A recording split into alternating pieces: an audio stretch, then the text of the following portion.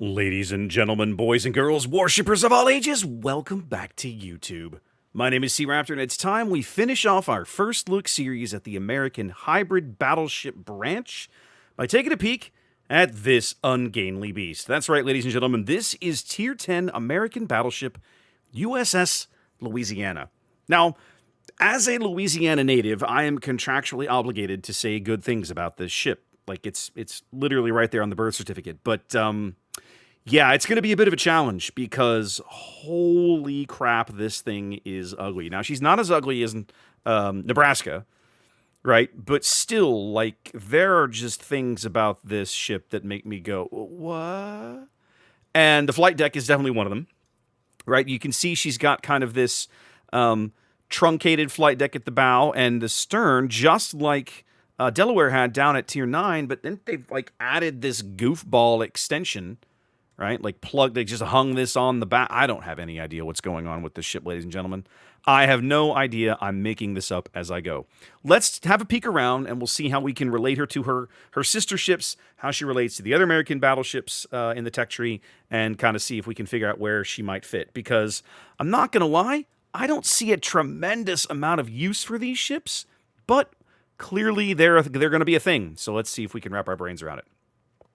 First things first, survivability, as we always do, 96,300 hit points. Hey, that is 100% the same as Tier 10 American battleship USS Montana.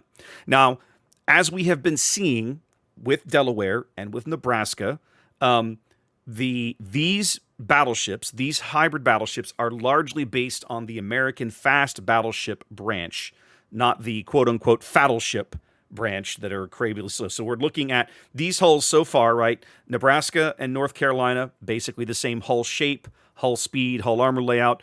Delaware and Iowa, basically the same armor and speed and handling characteristics. And here at Tier 10, we see Louisiana basically having very similar characteristics to Tier 10's Montana. You're going to see more of this as we go along. So if you own a Montana and you're curious what the armor scheme of playing this ship is going to feel like, bust out the Montana, and you're going to have a pretty good sense of where you're going. So yeah, 96,300 hit points is identical. Torpedo protection, you see there, 35%. That is a hair, 2% below Montana's 37%. So yeah, from a hull and damage survivability perspective, this ship is going to feel very similar to Montana. One of the things that's going to feel different is, of course, she's probably going to take a lot more full pins up here in all of this ungainly superstructure. Now, like we talked about on Delaware, the deck armor remains 38 mils through the flight deck and 38 mils through the main deck, kind of throughout. So as long-range, high-explosive heavy cruiser shells fall on these decks, depending on the nation, it may shatter, right? Japanese will shatter, British will shatter, depending on the cruiser. The higher-end British stuff won't shatter, of course. Goliath gets bigger shells and Drake gets bigger shells. But like, like an Albemarle, right? If you're in an Albemarle, traditional 8-inch heavy cruiser, regular penetration, 1/6 penetration, will not get through this, okay? Most light cruisers, I think even with IFHE, I'd have to run the numbers, but I think even with IFHE, they can't quite get through this.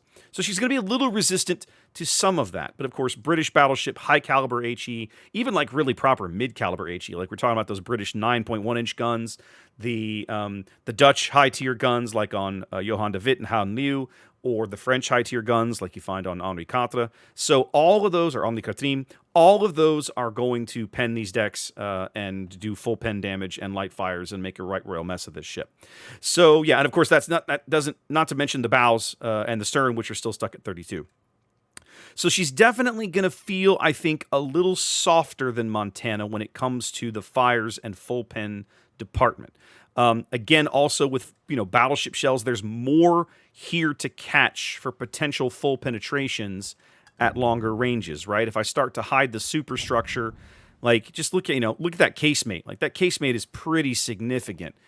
If I pull that off, we're down to the Citadel. Now the good news is the Citadel does sit quite low in the water. I'll pull the turrets off so we can see just the Citadel. So there's your Citadel and the torpedo bulges. So there she is, right? That is the Citadel of the ship. So, I mean, we are like right flush with the waterline. She's got 409 millimeters of belt armor. There's a lot to like if you hold this ship at range and play her at range, but Lord help you, I don't think you want to brawl with this ship. right? Like, this is just not what she's going to do well, to put it lightly. And I have no idea what's going on with this keel, right? If I'm looking in here, it looks like maybe the rudder is tucked under here. I'm not sure exactly what's going on back here at all. I'd have to put it on the designer's table to get a better look at it, and I'm too lazy to do that right now. So yeah, armor layout, very much like Montana. She's gonna take probably a little more damage in the superstructure, as you would expect. So try to keep her away from heavy cruisers, and/or use your main battery to pick on those ships and make them go away. Armor layout, survivability. Let's have a look at maneuverability and concealment. 31 knots, 950 on the turning circle, 18.6 on the rudder shift. Again, very, very comparable to Montana. Same turning circle as Montana. A hair faster than Montana, about a knot, about 2 knots here. Montana topping out at about 29 knots. Louisiana here picking up a little more extra speed, and the rudder shift is about 3.5 seconds better than Montana. So handling characteristics are similar, but ironically, this beast, this ungainly thing, should actually handle a little better than Montana. I think what Wargaming has done is, because the speed is 2 knots higher, they've sped the rudder shift up. So again, the rudder shift is a little quicker. I suspect in reality those two things are going to balance out, and the ship is going to feel like a Montana when you drive it. At the same time, you're going to spend less time in the first-person view of this ship, because you're going to spend at least some of your time driving these plane squadrons. Otherwise, you should be playing Montana. 16.8 surface detection. 14.5 on the aerial. 16.8 full stealth rig Louisiana can get down to 13.6 kilometers on the surface. That is ironically not too awful for a top tier battleship, right? Now, she's not Vermont stealthy, and she's not Schlieffen stealthy, and she sure as hell not Conqueror stealthy. But that's not terrible. Like, there's a lot of battleships in this matchmaking bracket that are in the 14 plus range, and you come in under that with a full stealth rig. So I can't really kvetch too loudly about her stealth. Now, her aerial detection, on the other hand, is absolute garbage. Very few battleships in this tier have aerial detection this bad. I'm looking at you, Kurfürst and Schlieffen, and that's it. No, wait, Colombo. That's it. Those are the only ships that are worse than this one. Vermont, maybe? No, Vermont is even better. Yeah, Vermont is even better. So yeah, so there's only a handful, and I do mean a handful. It's Kurfürst, Schlieffen, and Colombo are the only 3 battleships that have a worse aerial detection than Louisiana. Everybody else is stealthier from the air. So this is a ship that, once she's spotted by planes, starts to get a little more vulnerable, right? That's one of her vulnerabilities. The good news is that if you're playing the ship quote-unquote optimally, what I think correctly as I look her over, you definitely don't want to be pushing in close with this thing for a while. So yeah, you're going to be hanging back, playing at range, and anybody shooting at you is going to be taking those long-range pot shots, and, well, maybe they'll get lucky, maybe they won't, but as soon as the planes go away, you're probably dark again. Main battery is just about what you'd expect. You know, we've been talking about, as we go, the North Carolina similarities between North Carolina and Nebraska. Those main battery guns were the same. Iowa, main battery guns the same between Iowa and Delaware. And true to form, main battery guns the same here between Louisiana and Montana. Louisiana comes to the dance with 10 total barrels of American 406 armor-piercing goodness. These are 50 caliber barrels, just like you find on Montana. Same shells, same shell velocities, same shell damage. Basically the same thing. Okay, she gets 2 triple turrets here up forward, and in a very strange oddity for American battleships, she gets 1 quadruple-barreled turret here on the aft end of the ship, tucked under this weirdo flight deck extension we were looking at earlier. So she only gives up 2 barrels over Montana's 12, right? Montana is a 3x4 configuration, or excuse me, a 4x3 configuration. Here, Louisiana gives up 10 barrels of the same gun, has only 10 barrels of the same guns as Montana versus Montana's 12. So obviously her throw weight is less, but the reload is basically the same, right? 30 seconds, 45 seconds on the turret traverse, and the range I think is even fairly comparable. Let me have a quick peek. 22.8 on Louisiana versus 23.6 on Vermont. So yeah, pretty comparable. Dispersion ellipse is about what you'd expect. Sigma on both guns, on both battleships, is the same. 1.9 sigma on Montana, 1.9 sigma here on Louisiana. So basically, if you're used to playing Montana, these guns are going to feel very, very, very comfortable. You just have 2 fewer shells. That's the trade-off for getting your little aerial strike squadron. That's basically what it boils down to. So yeah, I mean, this ship is largely a Montana with a flight deck. So what am I getting with my flight deck? Well, Louisiana mounts one attack squadron of 6 planes of BTD destroyers. These are the same American dive bombers you find aboard Tier 10 American aircraft carrier USS Midway. Now, if you remember, down at Tier 9, when we looked at Delaware, Delaware mounted the A1 Skyraider, which is, the AD1 Skyraider, which is almost a successor to the BTD. I would almost expect the Skyraider to be on this ship, but it's not. What Wargaming has done, for whatever reason, is the BTD is the Tier 10 American carrier plane. So here on the American Hybrid, it is the same plane. They're fairly beefy. You see they're 2,500 HP. These are the same performance characteristics you find on Midway's planes in terms of speed, handling, engine boost, aerial detection, all that sort of thing. What's different? Well, for starters, the drop size. Remember, I only have one flight of these with 6 planes, but each plane puts down 2 bombs versus a Midway squadron, which puts down, I think it's 8 bombs into that reticle. Is it 3? No, it's 3. 3 and the 2, 6 bombs. Yeah, so 6 bombs total. So Midway's bombs hit much harder. Midway drops the ANM-65 bomb, which has an alpha of over 11,000 damage. You see here, at Tier 10, USS Louisiana's planes are still dropping the same bombs dropped by Tier 4 American carrier USS Langley. That's the ANM-64 with a 7,300 alpha damage. Okay, you're looking at 42 millimeters of armor penetration and a 46% fire chance. These are the same numbers that you got down at Tier 9 on Delaware and down at Tier 8 on Nebraska. So it's the same bomb throughout the line.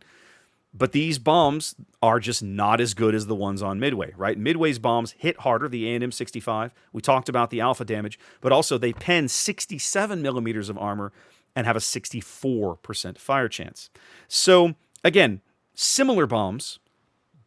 I mean, actually, they're not that similar, really. Similar planes, basically. The planes are nearly identical, but the bombs Louisiana drops, because she drops so many more of them, Wargaming has been forced to kind of scale them back so that they're not nearly as impactful when they all land on something. I mean, if you were to drop 12 of those 11,000 alpha damage HE bombs, you would absolutely ruin someone's day. Like, it'd be catastrophic, right? If they were to all land on something, I didn't want to think about it. Not to mention the pen. So just like we talked about down at Tier 8 and Tier 9, you're gonna have to pick and choose the correct targets to use these bombs against.